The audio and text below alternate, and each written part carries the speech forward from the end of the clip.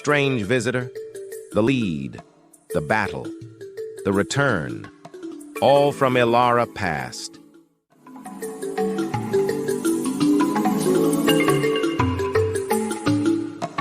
And now the story continues. As the village prepared to welcome the dawn of a new year, a dark cloud of deceit gathered over the land. Elara, the warrior who had once saved her people, was about to face a betrayal more personal than any battle she had ever fought. In the midst of celebrations, whispers of jealousy and plots of ruin threatened to undo all she had worked for.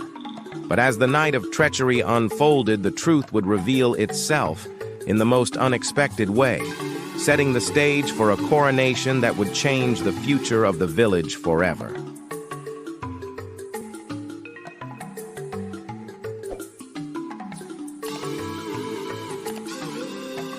After the battle that saved her homeland, Elara became a symbol of strength and hope. The villagers, now fully aware of her bravery and leadership, began to rally around her. The elders spoke of making her their queen, believing that Elara's wisdom, courage, and compassion were exactly what the village needed to prosper in the future. However, not everyone in the village shared this admiration. Among the villagers was a woman named Nora, who had grown increasingly jealous of the attention and respect Elara received. Nora had always desired power and influence, and she couldn't stand the thought of Elara, whom she saw as an outsider, being elevated to such a high position. Her jealousy festered, and soon it turned into a dark plan to bring Elara down. Nora began to whisper her discontent to two other women in the village, Mariam and Ada, who also harbored jealousy towards Elara. Mariam envied Elara's beauty and grace, while Ada resented the way the villagers revered her. Nora, knowing that she couldn't bring Elara down on her own, manipulated these women into joining her in a plot to ruin Elara's reputation. Together, the three women hatched a scheme to accuse Elara of something so terrible that the villagers would turn against her. Nora, who had long suspected her husband admired Elara, decided to use this to her advantage. She began spreading rumors that Elara was trying to steal her husband, insinuating that the reason for Elara's rise to prominence was not her bravery, but her charm over men. But Nora knew that rumors alone wouldn't be enough. She needed something more concrete to bring Elara down. As the New Year's celebration, a day of great significance in the village, approached, Nora saw an opportunity. In the heart of the village was a small museum that held the village's most treasured artifact, a golden ornament passed down through generations, symbolizing the prosperity and unity of the people. Nora, Mariam, and Ada devised a plan to steal the golden ornament from the museum on the night before the New Year's celebration.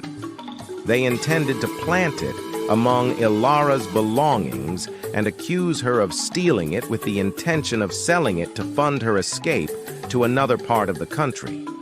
They knew that such an accusation, especially on the day of the village's most important celebration, would destroy Elara's reputation forever.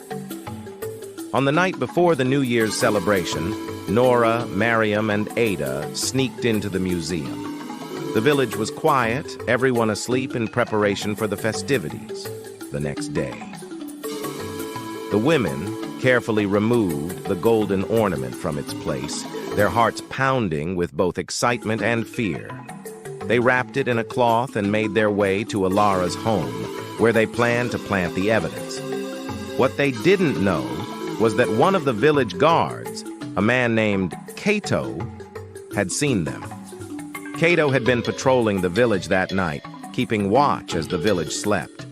Elara had once helped Cato when he was injured, nursing him back to health when others had turned him away. Grateful for her kindness, Cato had always felt a deep loyalty to Elara. When he saw Nora and her accomplices sneaking around with the ornament, he knew something was terribly wrong. The next morning, The village was abuzz with excitement for the New Year's celebration. Elara, as always, was at the heart of the preparations, ensuring that everything was perfect for the day's events. But as the celebration began, the atmosphere suddenly shifted. Nora, with Miriam and Ada by her side, burst into the village square, shouting accusations against Elara. "She's a thief," Nora cried, pointing at Elara. "She stole the golden ornament from the museum. She plans to sell it and leave us all behind."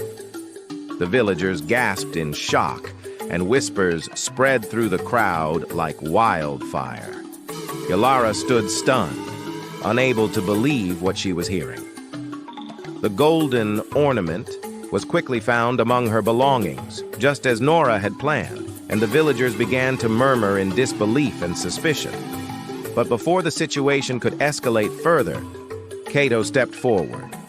His voice was strong and clear as he addressed the crowd. "I was on patrol last night," Cato said, his gaze fixed on Nora and her accomplices.